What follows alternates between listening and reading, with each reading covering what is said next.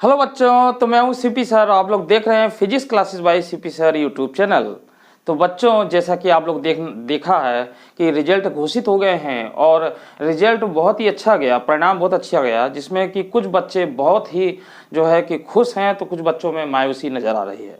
तो बच्चों, निराश होने की ज़रूरत नहीं है। जो बच्चे कम पाए हैं वो फिर से मेहनत करें और इंटर में अच्छा करें। जो 11-10 का रिजल्ट प्राप्त किए हैं, अगर उसमें नंबर कम है तो वो 11 में 12 में मेहनत करें। और जो बच्चे रिजल्ट देख करके अब तैयारी शुरू कर दिए हैं, 11 की क्लास जो है लेना शुरू कर दिए हैं, तो बच्चों हमने भी जो है कि तैयारी जोरों शोरों शुरू कर दी आपकी 11 की। और वीडियो तो आपको लगातार मिल ही रही थी, मगर अब वीडियो जो है आपको एकदम रेगुलर मिलेगी 12 के साथ। जैसे 12 की वीडियो तो लगातार चल रही थी, 11 के बीच बीच में मिल रही थी, अब 11 की वीडियो भी मिलेगी।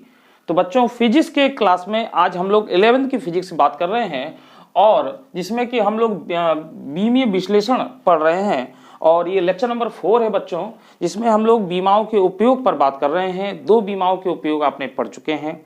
आज हम लोग तीसरा उपयोग पढ़ेंगे, जो है भौतिक राशियों में संबंध स्थापित करना। तो बच्चों, आज हम लोग इस पर बात करेंगे।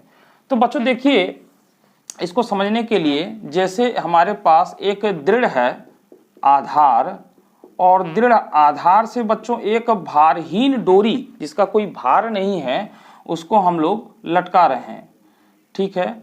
और बच्चों, ये डोरी जो हमने लटका दिया, इससे एक सूक्ष्म, यानी जिसका कोई द्रव्यमान है, जिसका कोई भार है, वो एक हमने पिंड यहाँ पर ले लिया, छोटा सा। ठीक है, छोटा सा एक पिंड ले लिया। और बच्चों, इसमें कोई धागे में ऐंठन नहीं है, ये सीधा धागा है और भारहीन है।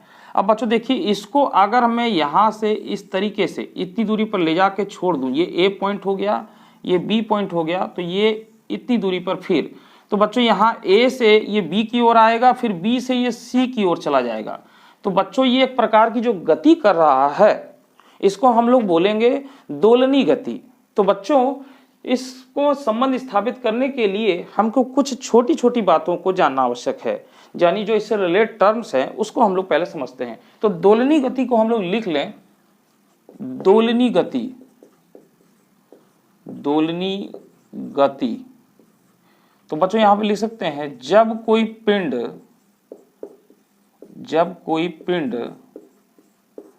अपनी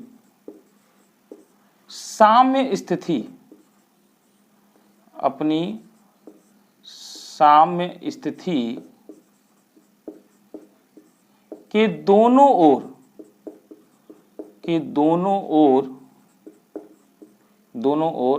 गति करता है, तब इस प्रकार की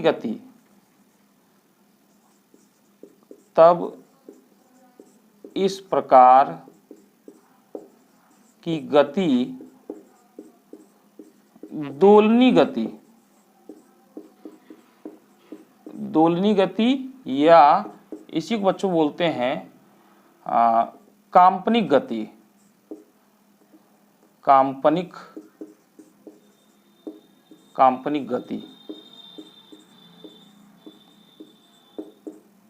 कहते हैं।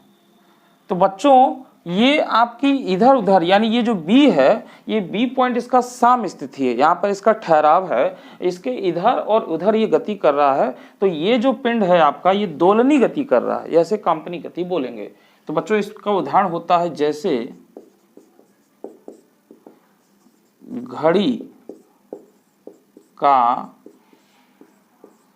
पेंडुलम, यानी जो घड़ी की सुई होती है वो इधर उधर जो गति करती है, वो इसका उदाहरण हो गया। अब बच्चों, जो है आवर्त गति,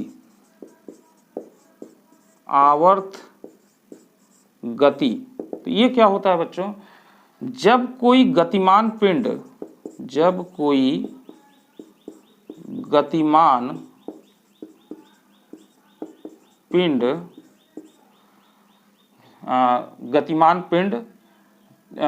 निश्चित समयांतराल पर, जब कोई गतिमान पिंड निश्चित समय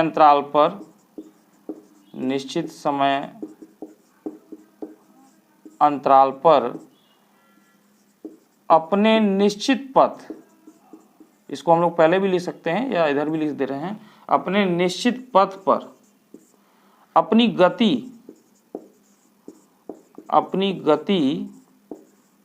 को बार बार दोहराता है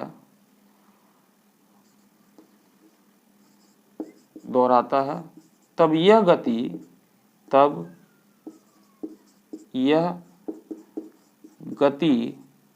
आवर्त गति कहलाती है।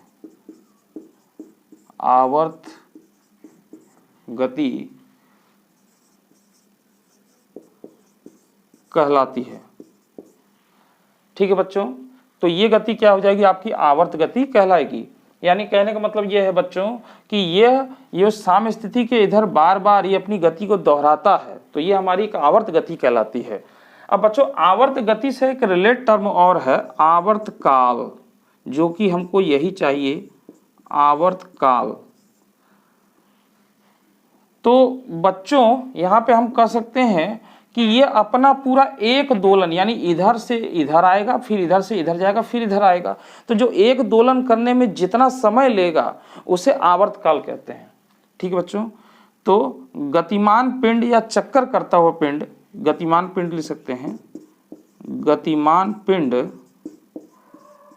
एक दोलन पूरा करने में, एक दोलन पूरा करने में जितना समय लेता, जितना समय लेता है उसे उस पिंड का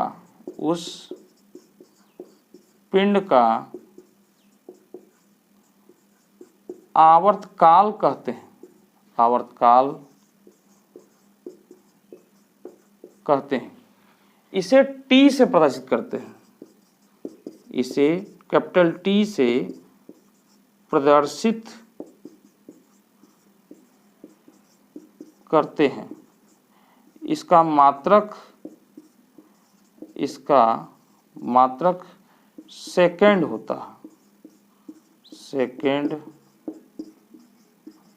है, तो बच्चों ये कुछ परिभाषाएं हैं जो कि आपको आगे भी काम देंगी, ये जानने की जरूरत है। थोड़ा इसमें स्याही हम डाल लें, फीका है ये, स्याही इसमें थोड़ा डाल लें।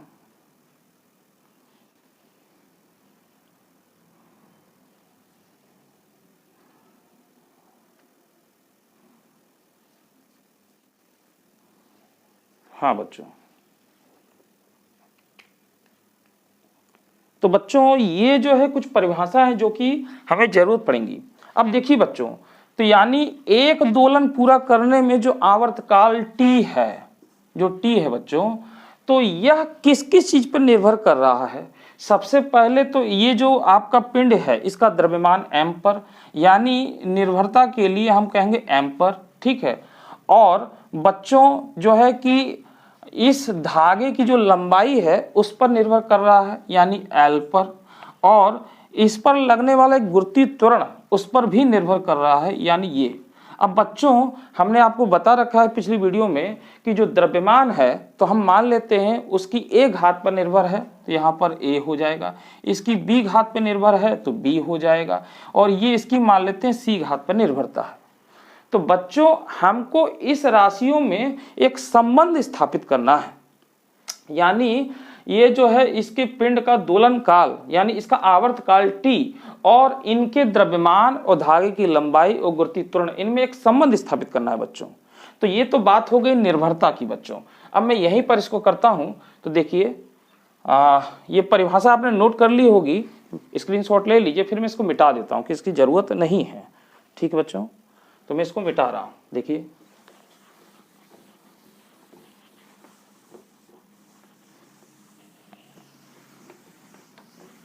ये समझाने के लिए मैंने कुछ आपको लिख दिया है ताकि आप इसको पढ़ के इन परिभाषाओं को आप समझ लें। अब बच्चों देखिए यहाँ पर ये जो टी है यानी आवर्तकाल, तो बच्चों ये टी प्रोपोर्शनल, अब हमने मान लिया कि इसकी ए घात पर और l की b घात पर और g की c घात पर निर्भरता है। तो बच्चों यहाँ पे प्रोपोर्शनल को अगर हम हटा दें तो यहाँ पर एक कांस्टेंट ले आएंगे k और m, इसको थोड़ा ब्रैकेट में लिख दें और ये l हो जाएगा b और g c। तो बच्चों दोनों तरफ की हम b मान लिखें, इसको समीकरण नंबर 1 मान लेते हैं। तो लिखते हैं यहाँ पे दोनों तरफ की बीमाएं लिखने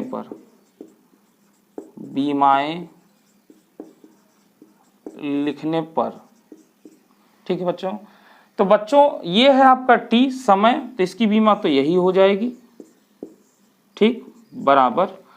अब बच्चों k क्या है, नियतांक है, नियतांक की कोई बीमा नहीं होती। जहां पे आप लिख सकते हैं, यहां पे लिख देते हैं इसको, जहां k एक नियतांक है, तो बच्चों इसकी बीमा नहीं होती, नियतांकों की बीमा नहीं होती। अब हम आते हैं इस पे, तो यम क्या है, द्रव्यमान। तो यम द्रव्यमान है, तो द्रव्यमान का बीमा इस तरीके से, और इसकी घात बच्चों a लगा देंगे। इसी प्रकार से बच्चों यल क्या है, लंबाई को कैपिटल L से हमने आपको बता रखा है, और यहाँ पर हम लोग इसको b लिख देंगे बच्चों। अब बच्चों यहाँ पर जी क्या है, गुरुत्वीय त्वरण। तो गुरुत्वीय त्वरण यानी त्वरण की बीमा, तो LT-2 और इस पर c लगा देंगे इसकी घात। अब बच्चों यहाँ पर देखिए क्या काम करेंगे कि जैसे ये लिखा हुआ है, क्या इसको हम लोग ऐसे लिख सकते हैं, यानी यहाँ पर अगर हम लिखें m और इसकी पावर 0, l इसकी पावर 0 और t की पावर 1 लिख सकते हैं बच्चों, इस तरीके से कोई दिक्कत नहीं, क्योंकि इसका मान 1, इसका मान 1, तो वही t आ जाएगा। यहाँ पे इसकी पावर 1 है, ये 1 है। अब बच्चों यहाँ पर देखिए ये हो जाएगा m, ये हो जाएगा a, ये l, इसकी घात b और बच्चों LT की पावर -2 और इसकी c। अब देखिए इधर हो गया इतना, फिर से हमने इसको उतार दिया। अब बच्चों यहाँ पे करना क्या है कि यहाँ पर हम इसको एक साथ लिखेंगे, एक साथ का मतलब ये तो पहले से फिर से उतर जाएगा, m की पावर 0, l की पावर 0, t की पावर 1 बराबर। अब यहाँ पर देखिए बच्चों इसको अगर एक साथ लिखा जाए तो ये हो जाएगा m की पावर a, इस पे तो a है, a लिख दिया मैंने। अब बच्चों देखिए l की पावर b है, और जब c का इसमें खोलेंगे तो l की पावर c भी हो जाएगा, तो यानी l b प्लस c दोनों के आधार समान है, तो घात जुड़ जाएगा, यानी c इस पे भी आ जाएगा। अब बच्चों t, तो t देखिए c जब इस पे खोलेंगे तो ये -2c हो जाएगा बच्चों। अब बच्चों दोनों तरफ की जो घातें हैं उनकी तुलना करने पर, तो हम लिखें घातों की तुलना करने पर, तो बच्चों घातों की अगर तुलना कर दें तो देखिए आपको क्या मिल रहा है। यहां पर बच्चों a बराबर 0, क्योंकि a है, e की पावर 0 है, सेम। अब बच्चों यहां देखिए b प्लस c, ये 0 हो जाएगा, b प्लस c बराबर 0 हो जाएगा। और बच्चों यहाँ पे देखिए -2c बराबर 1 हो जाएगा। तो बच्चों हम अगर c का वैल्यू निकालें तो क्या हो जाएगा, c बराबर बच्चों आ जाएगा -1/2 आ जाएगा।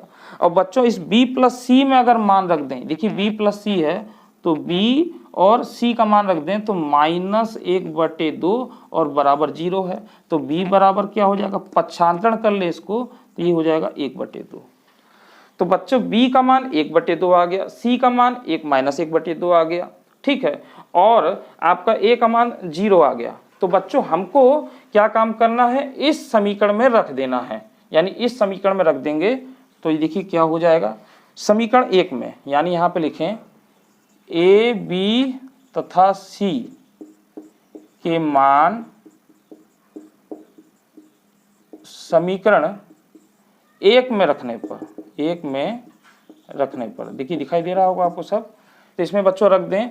तो यहाँ पर देखिए बच्चों ये तो आपका नहीं लेंगे, इसमें रखेंगे समीकरण 1 में, तो ये t है आपका, ठीक है, ये t बराबर। अब बच्चों यहाँ पर k हम लोग ले ही लेंगे, ठीक है, m, तो m का बच्चों मान क्या है, 0, मतलब a का मान, सॉरी, ये 0 है। और बच्चों एल का मान क्या है यहाँ पर, मतलब सॉरी एल का नहीं, बी का मान। तो बी का मान क्या है यहाँ पर, बी का मान आपका 1/2 है बच्चों, 1/2 है। और जी का मतलब जी की पावर सी, सी का मान क्या है बच्चों, सी का मान है -1/2। ठीक बच्चों, ऐसे आपने रख दिया। तो बच्चों इसका मान तो 1 हो जाएगा, इसकी घात 0 है। अब बच्चों देखिए एल की पावर 1/2 लगा है, 1/2 पावर का मतलब होता है रूट में यानी करनी में। और देखिए ये भी 1/2 है, ठीक है, ये 1/2 है तो ये भी रूट में, परंतु ये क्या हो जाएगा, नीचे हो जाएगा। यानी इसको हम लोग लिखेंगे t बराबर k और अंडर रूट, तो बच्चों l/g, ये इस तरीके से हो जाएगा बच्चों। g की पावर भी 1/2 आ गई तो नीचे है, -1/2 ऊपर जाएगा तो प्लस में हो जाएगा। अब बच्चों ये हमारा जो है ये आ चुका है। अब बच्चों ये अभी पूरा नहीं है यहाँ पर। अब बच्चों देखिए एक प्रैक्टिकल होता है सरल लोलक का जो है कि आवर्तकाल। तो जब इसका हम लोग प्रायोगिक विधि से प्रैक्टिकल करते हैं, यानी हम इससे देखकर के का मान नहीं बता सकते, यानी बीमी विश्लेषण विधि द्वारा, बीमी विश्लेषण से या बीमाओं के उपयोग में हम बीमा के रूप में इसका के का मान नहीं बता सकते। ये प्रयोग है, ये प्रायोगिक है। तो प्रयोगों द्वारा के का मान 2π प्राप्त होता है। तो यहां पे लिखें बच्चों, प्रयोगों से के बराबर 2π प्राप्त होता है। अभी आपको ध्यान रखना पड़ेगा। तो बच्चों के का मान अगर रख दें तो ये हो जाएगा 2π अंडर रूट l/g। तो बच्चों ये कंप्लीटली आपका आ गया, यानी ये आ गया बच्चों। तो यही हमारा जो है आवर्तकाल और धागे की लंबाई और गुरुत्वीय त्वरण में एक संबंध आया। ठीक है बच्चों, तो इस तरीके से ये आपका बीमा तीसरा कंप्लीट हुआ। इसको पूरी तरीके से नोट कर ले बच्चों, इसको नोट कर लें। हाँ बच्चों, स्क्रीनशॉट ले लिया होगा आपने, नोट कर लिया होगा। तो बच्चों इस तरीके से आज हमने जो है कि बीमा का तीसरा उपयोग भी पढ़ लिया है। अब ये चैप्टर पूरी तरीके से समाप्त हो गया है। इसमें कुछ जो है कि इसमें हम लोग देखेंगे लिमिटेशन, यानी इसमें कुछ इनकी कमियां वगैरह होती हैं, यानी बीमाओं की सीमाएं कह सकते हैं। यानी इसकी अगला जो टॉपिक है बीमाओं की सीमाएं, लिमिटेशन ऑफ जो है डायमेंशन एनालिसिस। तो इसकी हम लोग जो है कि सीमाएं देखेंगे और फिर इसके बाद बच्चों इस पर हम लोग बारी बारी से सवालों को लगाएंगे, न्यूमेरिकल को बात करेंगे बच्चों। ठीक बच्चों, तो आज की वीडियो में इतना ही। अगली वीडियो में हम लोग फिर मिलेंगे। जो बच्चे इस पे नए हैं वो चैनल को सब्सक्राइब कर लें और बेल आइकन को दबा लें ताकि उनको लगातार नोटिफिकेशन मिलती रहे। ठीक है बच्चों, और ये अगर वीडियो आपको अच्छा लग रहा है, समझ में आ रहा है, तो इसको लाइक करने का थोड़ा सा प्रयास करें बच्चों। ये हम बार बार कहते हैं, लाइक करें और अन्य बच्चों तक शेयर करें, दूसरों तक पहुंचाएं। तो बच्चों आज की वीडियो में इतना ही। अगली वीडियो में हम लोग फिर मिलेंगे, इसके नए टॉपिक और न्यूमेरिकल पर बात करेंगे बच्चों। तो मुझे दीजिए इजाजत, धन्यवाद।